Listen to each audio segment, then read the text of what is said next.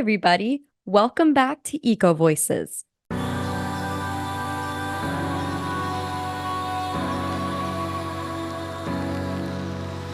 Today, we'll be hearing from Anna Hyslop, a dedicated environmentalist who is passionate about mobilizing Midwestern college students to get involved in climate action through policy writing. She'll also tell us more about her research and passion of transitioning to renewable energy. Anna is terrific, and I hope you enjoy listening to this episode as much as I enjoyed filming it. I'm so excited to be filming this podcast episode with the wonderful Anna Hyslop, who, I mean, has done so many things that we're going to get into. We are actually in a group together, the Gulf of Mexico Youth Climate Summit. We are part of the Congress. We're Congresswomen together, which is very exciting. And this is a time we're going to get to really talk one-on-one about what Anna's doing. And so, Anna, welcome. Thank you so much for having me. Oh my gosh, I'm happy you're here. And so I would love it if we could start off by, could you just share with us who Anna is, a little bit about you? Yeah, absolutely. So, hi, everybody. I'm Anna. I'm a student at the University of Oklahoma studying economics and global energy, environment, and resources. Basically, those two degrees are combined to allow me to study localized energy transitions, which I'm currently doing in a couple of different projects, both in an academic setting and an extracurricular one.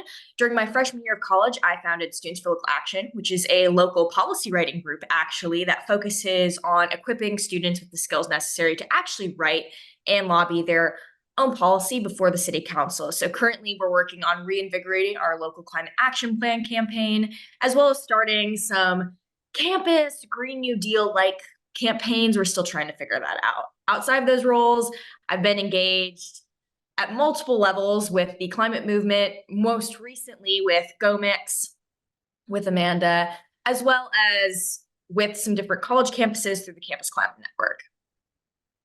Love it. Love it. And actually you perfectly brought up what my first question was going to be, which is I think it's amazing that you've founded, Students for Local Action. I mean, it's a big flex that it's the first student-led lobbying group dedicated to climate action at the University of Oklahoma. Love it. I love that you did that. And I love that you kind of took action. And so I'm curious about the origin of it. Like, what was the catalyst for you in saying, you know what, I'm going to start this? Interestingly enough, it was actually a podcast that got me interested in forming a student organization. So the summer before my freshman year, I was really big into climate podcasts, and there was one that's no longer running, sadly, but it was called How to Save the Planet. And they did an episode on local climate action plans. And for some reason, that episode really stuck with me. And I began doing some research on the New York Times. I found this article that talked about different local models for climate action preparedness. And I knew that my future college town, Norman, Oklahoma, didn't have a local climate action plan or really any sustainability plan that had actual enforcement power.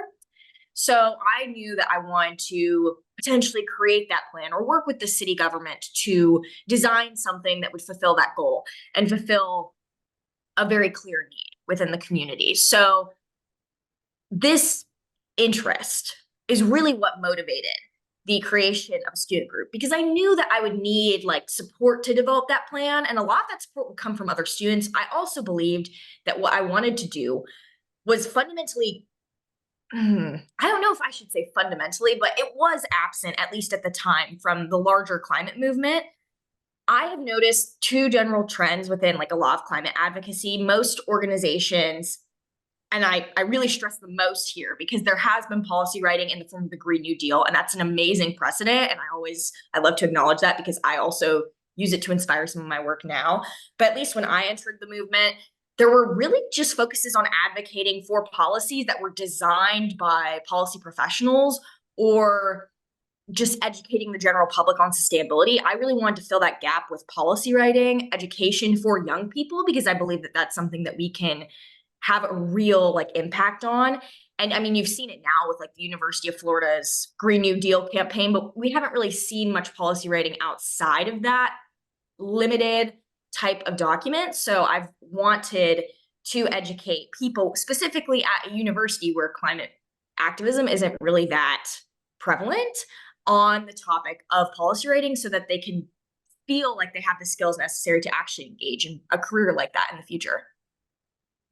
Wow. I think that's really powerful. And you kind of bring up something that I feel strongly about, which is I feel that there's perhaps a disconnect where you either have people that are all in the environmental movement, right? And they're using this jargon and they're having conversations with people that think and speak just like them and understand it.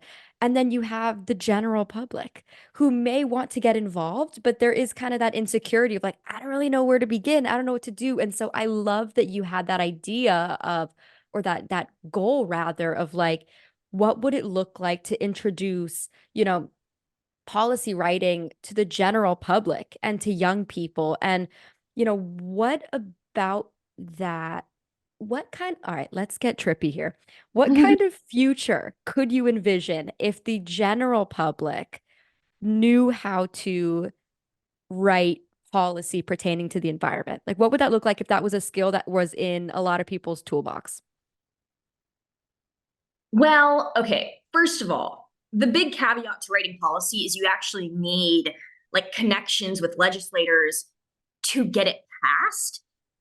I though think that these skills, regardless of whether or not you have connections, are still important because for me at least, writing these plans and being a part of the creation of these different proposals, even if they weren't like climate based, has been really important in building my confidence and my abilities to lobby, which is really where you make the connection between policy writing and actually advancing like bills before your legislators. And honestly, I think the lobbying is probably the most important part. Policy writing can just serve as a foundation. If we had more people and more young people specifically designing environmental policy plans and then connecting with organizations that have connections to legislators at multiple levels of government, I really think it could actually make the maybe not make, but actually help the environmental movement, excuse me, achieve its goals of inclusion.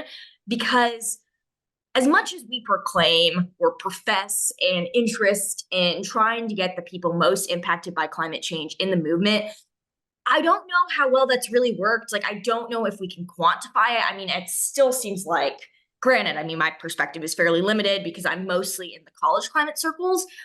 But even then, when I venture outside of that bubble, it still seems like it's mostly climate professionals making up the climate movement, even though we've made progress in including the most impacted group. I think if we continue to make this traditionally professionalized skill set more accessible, I think it can only help in actually achieving those inclusion goals that we have proclaimed for a while. Yeah, I agree with you. And you brought up something really interesting for me, which is about, oh man, it was like last November. I went to this climate event here in Miami. It was actually on Miami Beach, and it was kind of like this invite only thing. And it sounds really fancy, but it was just because of my job. They were like, "Do you want to go?" And I was like, "Sure." Not I'm not cool enough to get that invite on my own. But so I went, and it was all about climate change mitigation. And obviously, being from Miami, Florida, like we had a big storm yesterday and the Mm. streets were flooded, completely flooded because we're just, yeah. And so I was there and I was looking around and I noticed that there was only one group of people in this room, right? It was white people, A. So it was white people, it was older white people, and it was like you said, white people who tended to be environmental, professionals. It was to the point where I was probably at 23 the youngest person in the room. And Oh my. I remember thinking about it and going, "Whoa, this is an awesome event. They're giving really important information." And like 99% of who represents Miami is missing. And it creates that disparity. And so yeah, I don't even know what's it like in Oklahoma. What are you kind of seeing in that space? You know, honestly, in Oklahoma, if we can get anyone involved in the environmental movement, that's good enough at this point. Because since COVID, our environmental space has really deteriorated amongst the activists. Now, at a professional level, like clean energy spaces, environmental law, we've got some pretty good people, but it's still a fairly small network. Like when you run into the professionals who are, say, OU or OSU alums, you're typically running into the same people over and over again. And the spaces that, say, the people I work for are in are mostly like white men, per usual, you know? Yeah. So we're not in our environmental movement outside of that like professionalized context is also primarily dominated by like, I mean, obviously I'm a white girl, so it's still like our environmental movement on campus. So the leadership of the other environmental orgs on campus, there's really only one, also dominated predominantly by white men and women. So, you know, it's just not very diverse. Granted, OU is not very diverse to begin with, but our presence is also so small that when we try, I think we're really trying for inclusion and we're trying to access other people with different perspectives and really tap into some of those networks that we have access to. I think we have a really great connection to the indigenous communities of Oklahoma. It still can be hard though to kind of bridge campus connection with like out of campus connection if you're doing work on campus.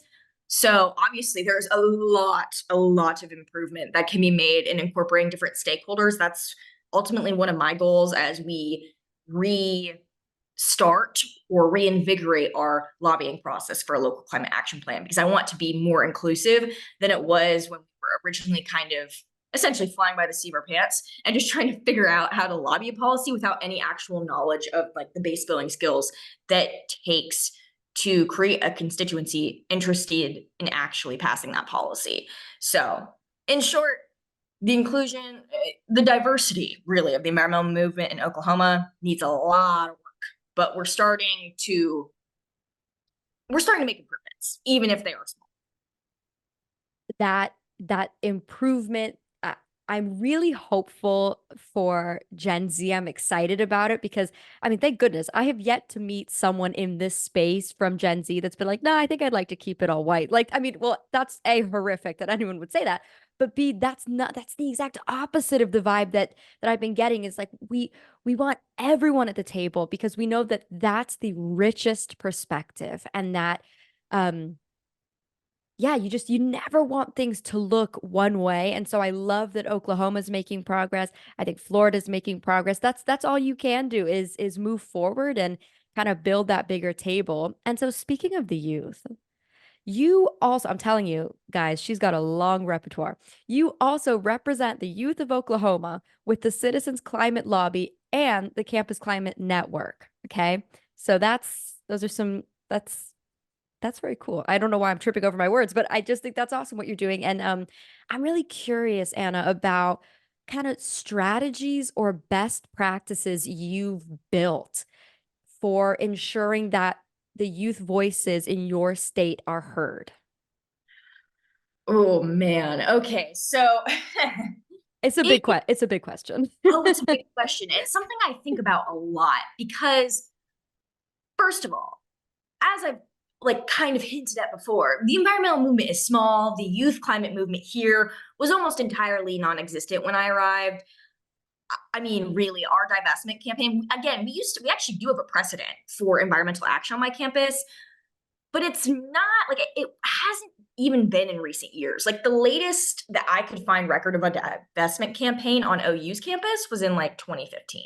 So it's been a while. It was even before COVID that some of this environmental advocacy started decreasing in concentration, if you will. So knowing that context, I think is really important for understanding my strategy because I'm already working with a very small group of people.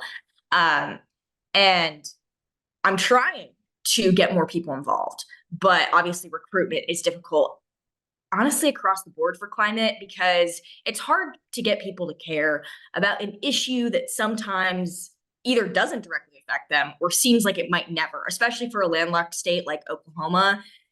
We already have erratic weather patterns. So convincing people of the threat is a little bit more difficult than if you can actually see the change in a dramatic fashion, like, say, on the coastline.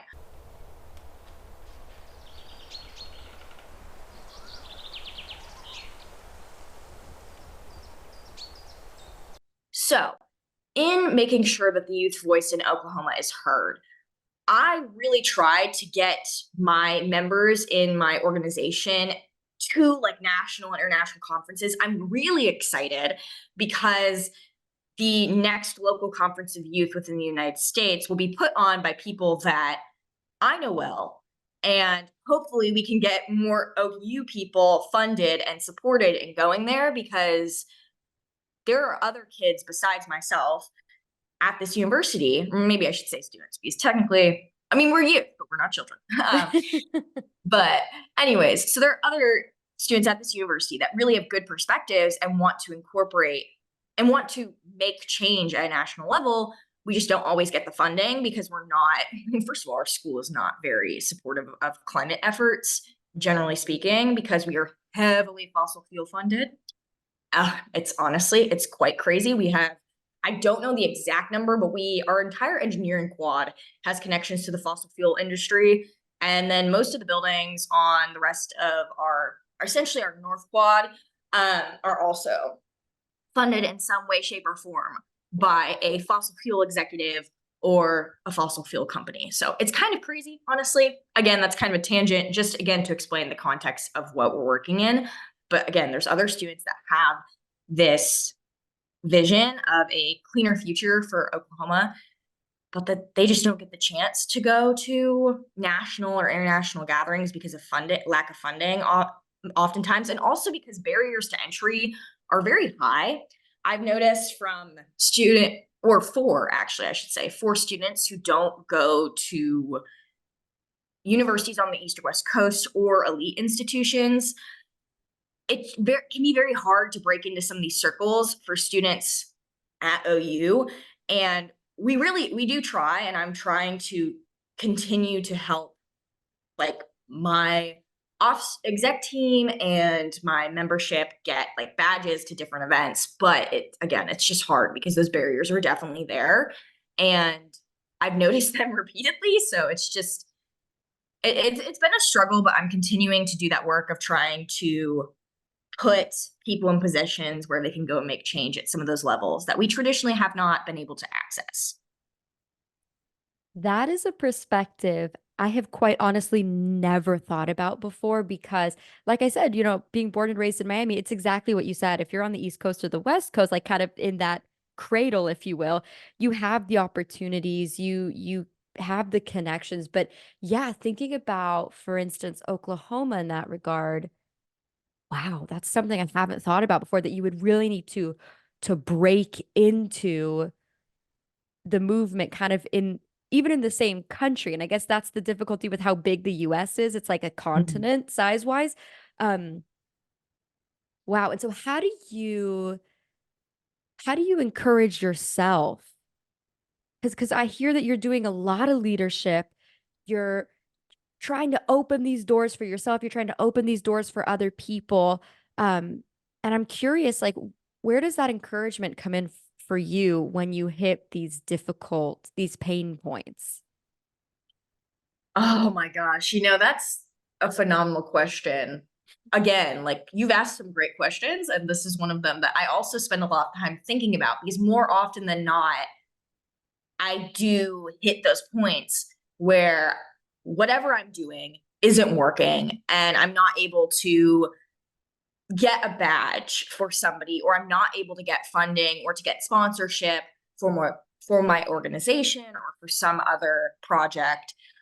And I guess in those instances, it's happened so many times that it's not like I've become immune to the failure, because I definitely still feel it, but I know that I just have to keep on pushing on at this point, because there have been just so many instances where it's really hard to just overcome those.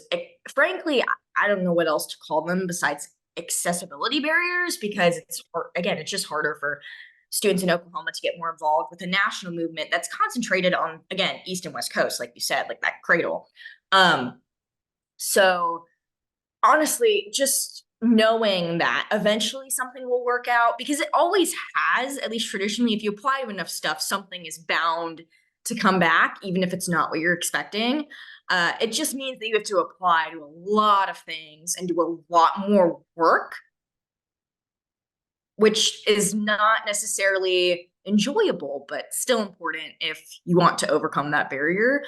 And again, I think honestly, I've just trained myself to just keep on going because yeah, it's been rough. It has been rough trying to deal with that.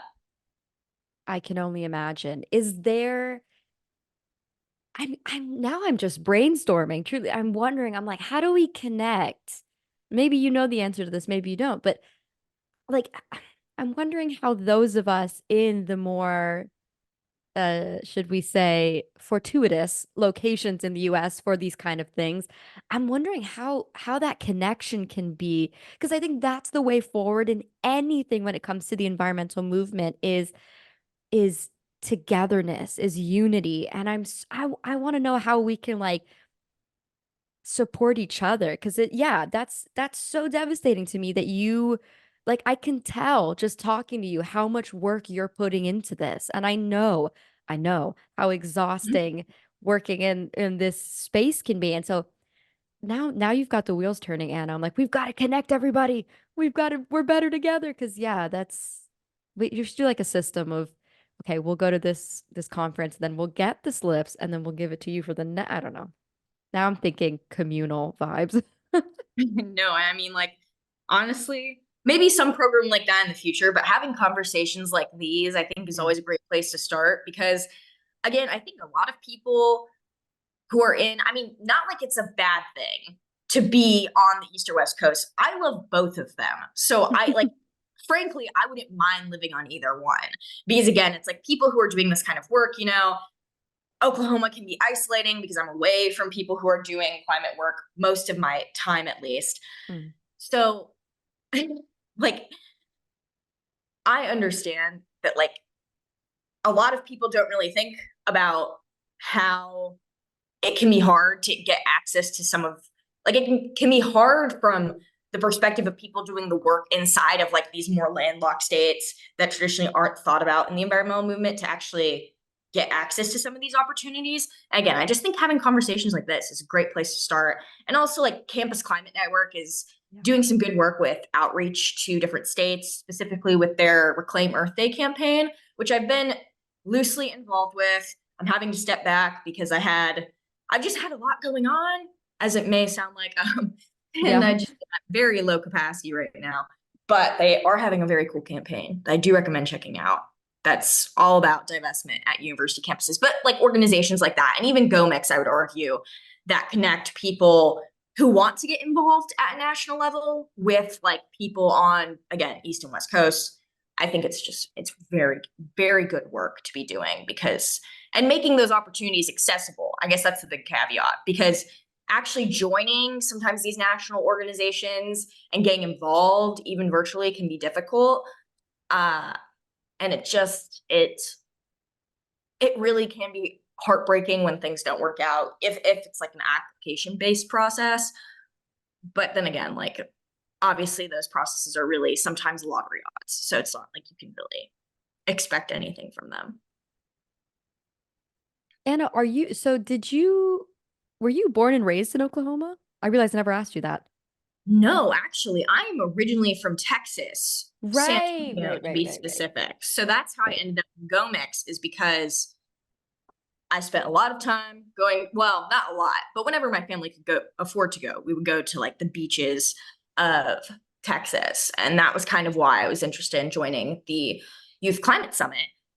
And now obviously I'm in Oklahoma primarily for financial reasons because, interestingly enough, they offered me more money than any Texas school, which is kind of crazy, but that's why Whoa, they knew Oklahoma was manifesting it. They were like, we need this girl to come and lead our climate movement. They knew it.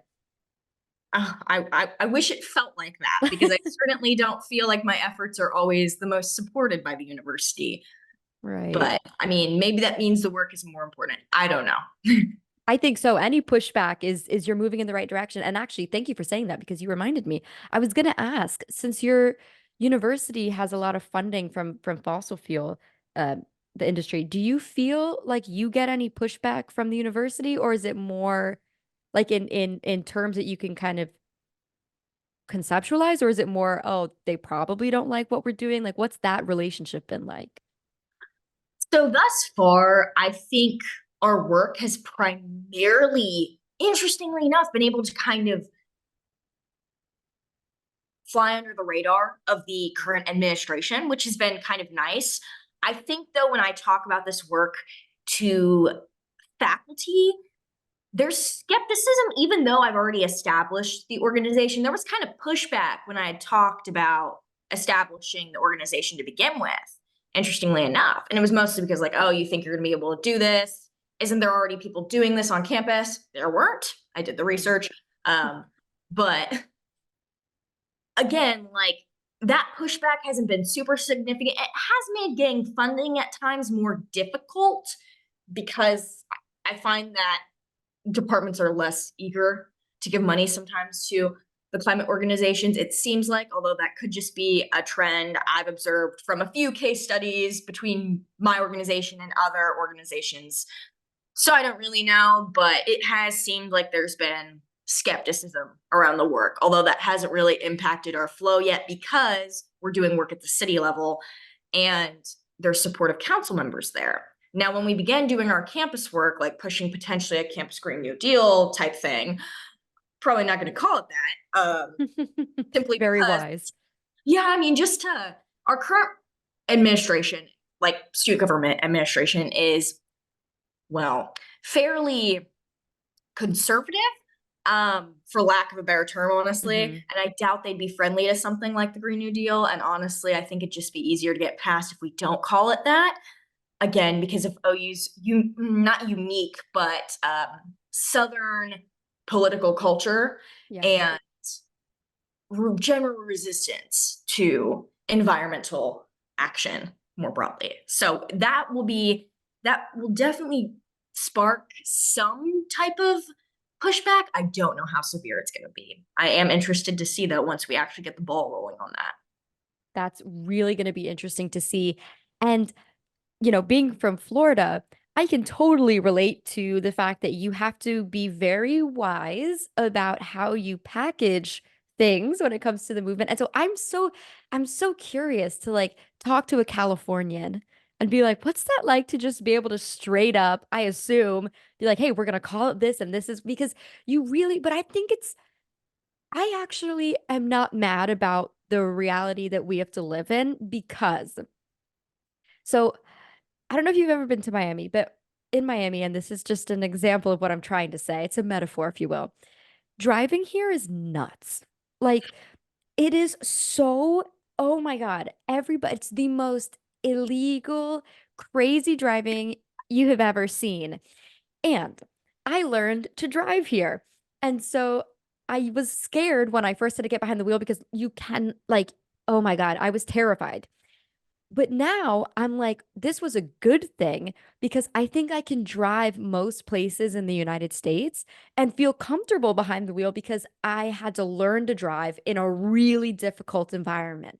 And I think that that's something that I feel for those of us who are young and hungry in the environmental movement, living in states where there is a ton of pushback, where there's a ton of political polarization and sometimes even denial about climate change, is it could be really easy to go, woe is us, this sucks. And it does suck not feeling like you can be open about things that are factual, like factually proven. Like this isn't us just theorizing. Um, but it makes me feel like we're tough because we know how to utilize language and to adapt. And when we're writing things and doing research, you become very, very well versed at talking about climate change, sometimes without talking about climate change. And so I do feel weird encouragement within the difficulty of like I look at you, Anna, and I'm like, God, you're so clever. You know how to do this in a state where you probably do get pushback at higher levels than someone, and I, you know, love California. I don't know, but I assume they're probably getting less pushback than we are. Um, and I think there's like weirdly a superpower in that. I don't know.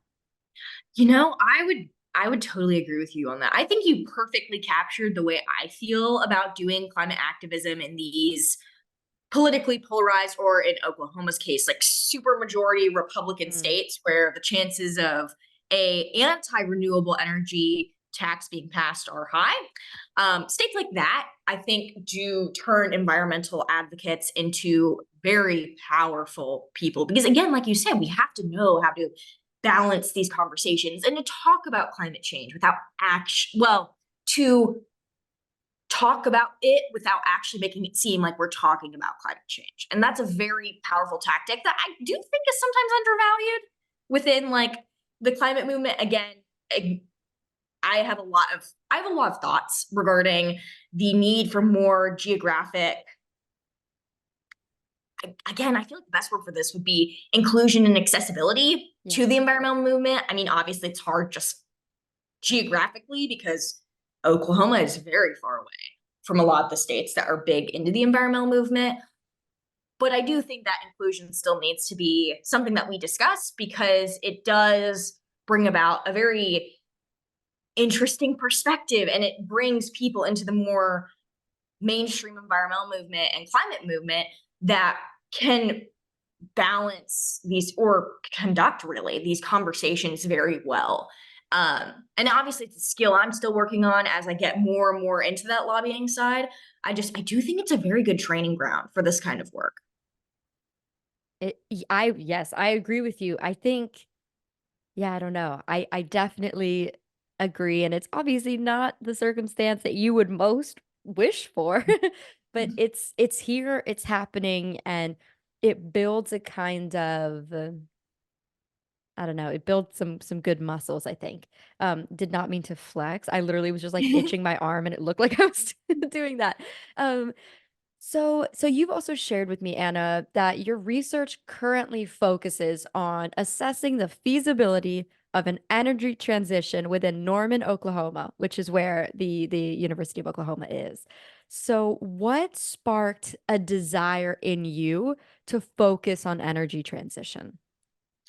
Oh, that is, again, you're asking so many amazing questions. And I, oh my gosh, I love the topic of energy transitions. I cannot remember the exact time that I knew I would specialize in energy transitions.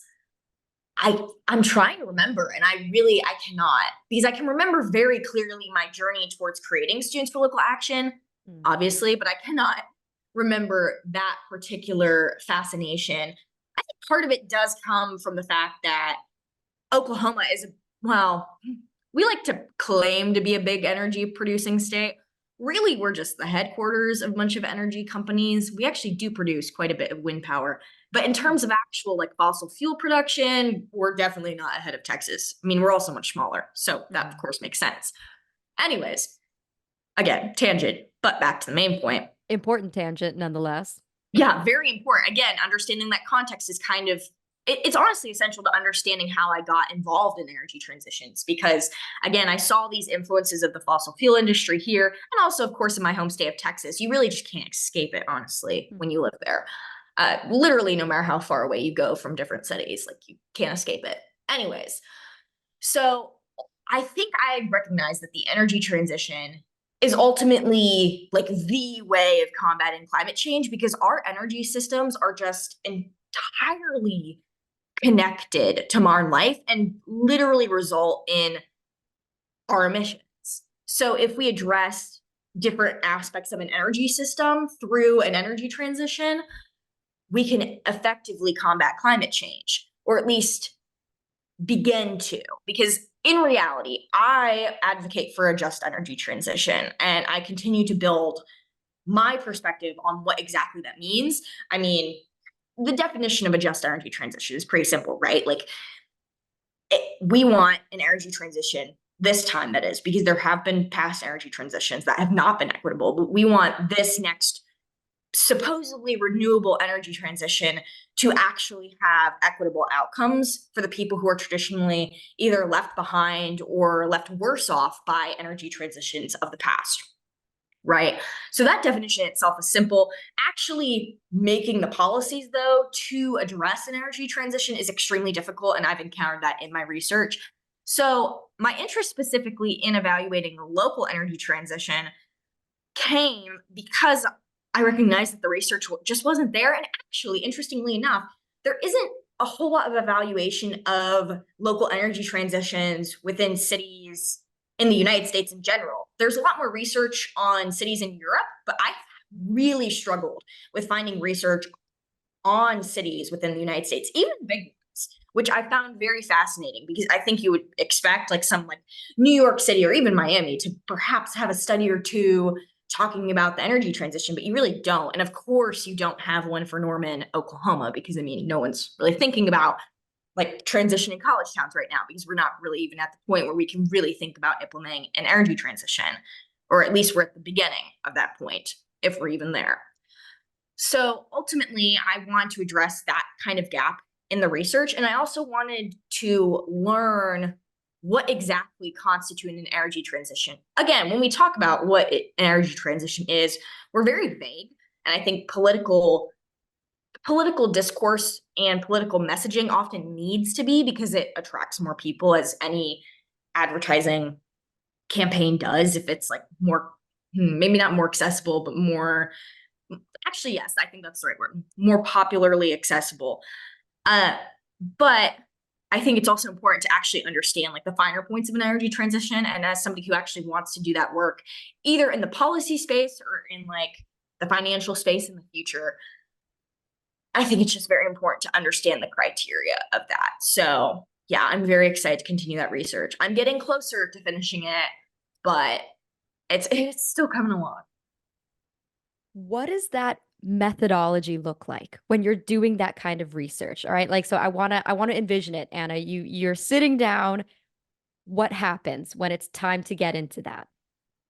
So for the most part, I take data that has luckily been collected either through the census or through DOE, DOT, which would be the Department of Energy, Department of Transportation, um, or data from actual energy companies that are based or that provide service to Norman themselves. I take that data and then I obviously analyze it in context. So luckily, a lot of the information is already there for me to observe and analyze, which again is really nice because then I don't have to do a lot of that groundwork of collecting that data, especially because as an undergrad, I don't really have access to the resources or the connections that would really help get some of that like privately accessible data that would really make my analysis just perfect.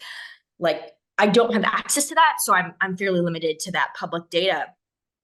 Regardless, I just sit down and I basically start combining these figures, maybe not combining isn't the right word, but analyzing these figures in context for their applicability to different energy transition topics. I focus primarily on addressing transportation and electricity sector emissions because those together comprise over 50% of US emissions in general. There isn't data on Norman's emissions, which again isn't that surprising because it's just a medium-sized town in Oklahoma. So I'm not exactly shocked that that data isn't being collected, but I'm working with limited data to try to construct an image of how we can address the lack of renewable energy resources or the lack of a completely decarbonized electricity grid within Norman. And it's very complicated because we are actually connected. We don't obviously have an isolated grid. We're connected to the Southwest Power Pool. So solutions to decarbonizing our grid will be very complicated, likely. You have chosen a complex issue. And I love that you're just like running straight towards it. And I love that you've been deep in this research. And when I brought it up, your eyes still lit up, that there's still that passion. It's so great because you just, burnout is so real that I love that you're like, yeah, let's talk about it. And, you know, I think a lot about kind of what we talked about in the beginning of this about how there may be some people that don't really know what's going on and there might be an insecurity in that or I don't understand. And so for people that may not know a lot about kind of in general what it would look like to transition to kind of clean energy to renewable energy, could you explain maybe some of the key benefits of what transitioning sources would look like? Yeah, absolutely. So transitioning our renewable energy or transitioning our current energy sources, Yeah. excuse me, which are primarily fossil fuel based across the United States to renewable sources of energy, whether that be solar, wind, even highly contested nuclear, which Mm. I'm not going to get into right now, but it is an option that people are considering. If we were to transition to those sources, our emissions would drop drastically, which is very important because that would hopefully decelerate or mitigate potentially the worst impacts of climate change, which sadly we're kind of already seeing, but are anticipated to get worse if we continue to produce these very, very harmful emissions. Energy transitions also involve obviously like a multi-sectoral transition. That's why I discuss both electricity and transportation. So addressing specifically energy sources within transportation is actually extremely critical addressing US emissions, because that in and of itself is the largest share of US emissions. At least from 2021, I expect that trend to have continued just because historical trends have shown that transportation, at least in the 21st century, has been the largest source of our emissions. So providing for that multi-sectoral transition is extremely important, and just addressing our contributions to the climate crisis. Obviously, we're the second largest emitter still. So there are other countries that need to contribute. Nonetheless, like the US has a very important role in achieving that transition, which I know, again, people debate because they're like, oh, if China isn't addressing it, why do we have to address it? I mean, it's still very important for us, though, to take accountability for our actions, because when we don't, there are very serious consequences. Absolutely. And so I, in my day job, my 9 to 5, I work at this awesome diplomatic nonprofit organization where we welcome visitors from other countries, and it's great. And so about 2 weeks ago, we had a group from Pakistan. I doubt they'll listen to this, but if they do, I loved hanging out with these people. I miss them. They're awesome. And they're journalists, and we were sitting sharing a meal together, and one of the Pakistani visitors turned to me and said, Can I be honest about something?" And I was like, "Go for it. Yeah, what's up?" And he was like, "I've been," because they've gone to multiple cities in the US, and he's like, I've been a little surprised that you guys are kind of behind when it comes to like the environmental, like to different steps to mitigate."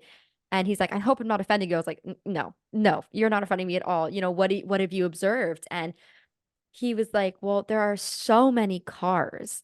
He was like, Mm. "You don't have places that are like built to be walkable." He's like, "And your public transportation is not really reliable. Like I thought it would be better." He's like, "And I see that you all still use like plastic cutlery. Like I don't understand that." And everything he was saying, I was like, "I agree with you." And so it's just kind of talking about taking accountability of you hear it from visitors who may have this perception of the US and then get here and are like, "Whoa, whoa, whoa." And so yeah, I thought that was so, and he kept saying, "I hope I'm not offending you." I was like, "No, you're literally preaching to the choir." Like you can, yeah, like, yeah, we need that. We need to take those steps. I think that's important. Oh, absolutely. Oh my goodness. I mean, the vehicle dependency within states like Texas and Oklahoma, specifically Oklahoma, because I'd argue it's worse than in Texas. Mm, Oh my goodness. Like public transportation, like a rail service, is almost like not an option because no. our cities are so spread out that it just doesn't even make sense. Like these entire regions of the country are built for cars, and it's so concerning. It also, of course, explains why our emissions from vehicles are so high. But still, it's just so concerning when you're considering the fact that we actually need to drastically reduce our transportation emissions. Like, how are we going to make electric vehicles more accessible fiscally and also just in general, like the technologies and Yeah. such? Oh, there's just so many considerations that go into that. Yeah, what's the vibe in Oklahoma right now with EVs? Well, most of our cars are gasoline powered. Yeah. Now, when I last analyzed the registered vehicles within Oklahoma in 2023, I believe over 3 million of our cars are gasoline powered, around 16,000 are EVs, Mm. which is again, like I think a very good snapshot of what exactly the market looks like. There has been increased interest in electric vehicles, but I think a lot of people are still very resistant to it. We'll see if there's any like incentives for renewable resources and EVs within the next couple of legislative sessions, but I don't know. I feel like that is a maybe big ask of our legislators and legislature at the moment. To be determined. That's a bit of a TBD situation. And I realize as we're kind of nearing the end of our conversation, although Anna, I could talk to you for hours and hours and hours. Um, I I think we definitely need to talk about the Gulf of Mexico Youth Climate Summit because this is what we're a part of. This is Mhm. how we met. And in fact, we actually have a meeting this evening, which Mhm. I don't know about you, Anna, but since we meet once a month, I always make like 6 reminders on my phone. I'm like, don't forget about the meeting because that would just be that'd be embarrassing. So talk to me, talk to the people a little bit about what GoMix is and why did you decide to apply? I'm really curious what your story was like there. So the Gulf of Mexico Youth Climate Summit is put on by the Youth Advisory Congress, which is what we are a part of. And our work primarily focuses on organizing that summit, which will hopefully give youth across the Gulf region access to a forum to voice their concerns and also collaborate on different projects that we think are important to the future of the Gulf. We also do different advocacy projects. I think we're currently working on an advocacy toolkit. Hopefully, we'll unveil some more projects in the future. Ultimately, my journey to this particular Congress really resulted, as I kind of talked about earlier, from my childhood in Texas. I have a very deep emotional connection to the Texas beaches. And although I couldn't go to school there, obviously, because I got way more financial aid at OU that just didn't even make sense to go to a school in Texas, I still maintain that very profound connection to the Gulf and also to anti-fossil fuel activism, which is primarily what I do here. So, of course, through the veins of local climate action planning, like and such, still basically anti-fossil fuel activism, though, just under a different name, just under a different name than divestment, right? Um, anyways, so that kind of work combined with my background really motivated me to apply to and now continue on my journey with the Congress. I'm really excited to see what we're going to do because I think we've got a lot of potential and we've got quite a bit of time because we're on 2-year terms. So I think it'll be an interesting journey for sure. I know we're in it for the long haul, a Mm. 2 year journey, which I was like getting nervous because I turn 24 this year. And I was like, oh God, am I going to be one of the oldest in the group? Which is cool and great. I think you know what, this is a deeper thing, Anna. This is just me coming to terms with the fact that I'll be 24 this year, which is terrifying. Um, but yeah, no, I'm really, really excited about it. And I want to give a huge shout out to Maggie and Armand, who are just, oh my gosh, if you Google them, they have a TED Talk they did, which is really cool. I geek out over anyone that does a TED Talk. Um, and they're just two climate leaders who are so dedicated to opening the door and then holding it open for youth. And they're all about that youth involvement, hence why, we are part of it. And we've got a great cohort. I'm Mhm. excited. And I think we'll probably get to talk here with more awesome people from our cohort. But yeah, it's a real privilege to be in that group. And I'm excited to see, you know, what we come up with. And also, this is a plug that in June, do you remember the date, Anna? June 20, something that I don't Yeah, no, know. I remember. Sorry, I don't know, something in late June in Corpus Christi, Texas will be the summit. So that's exciting.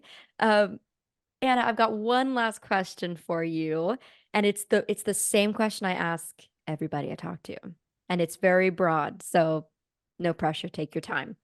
If you could give one call to action to listeners, what would it be? It's your moment right now.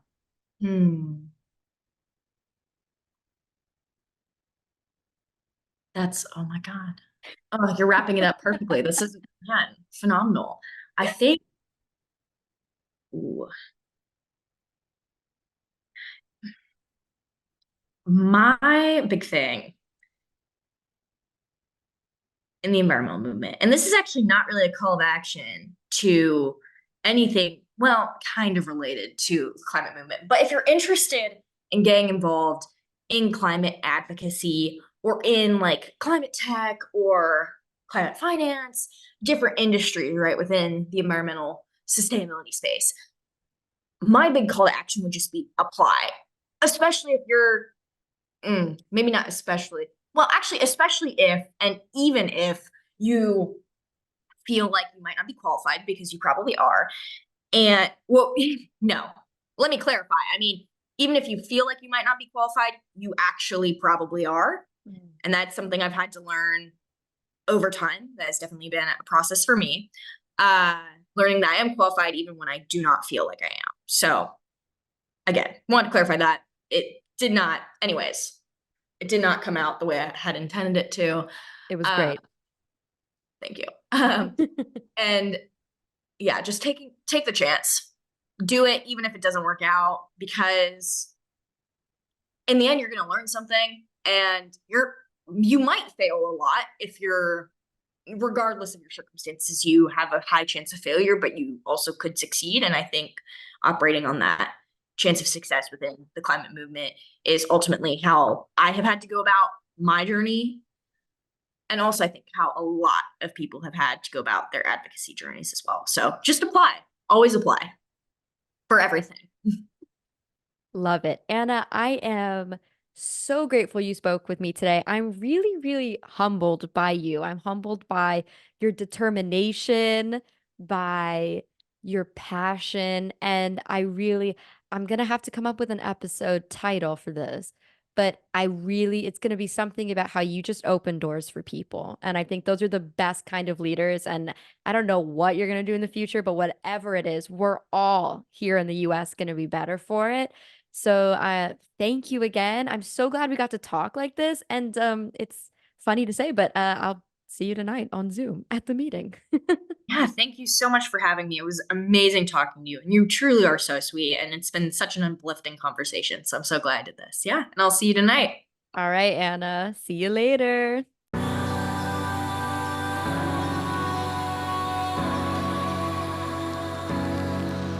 What a gift to be able to hear from Anna about the importance of expanding the environmental movement to make it more accessible in order to achieve both inclusion and sustainability goals. I'll see you next time on the Eco Voices podcast.